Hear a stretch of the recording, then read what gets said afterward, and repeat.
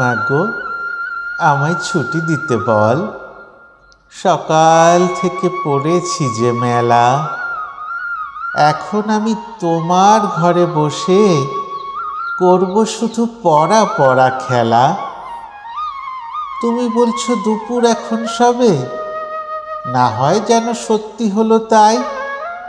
একদিনও কি দুপুরবেলা হলে বিকেল হলো মনে করতে নাই?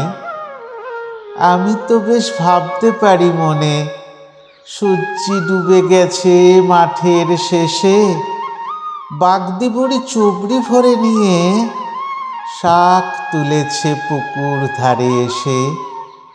আধার হলো মাদার গাছের তলা, কালি হয়ে এলো দিঘির জল। হাটের থেকে সবাই এলো ফিরে, মাঠের থেকে এলো চাষির দল।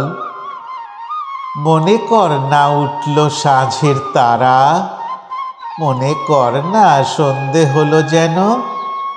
রাতের বেলা দুপুর যদি হয়, দুপুর বেলা রাত হবে না কেন?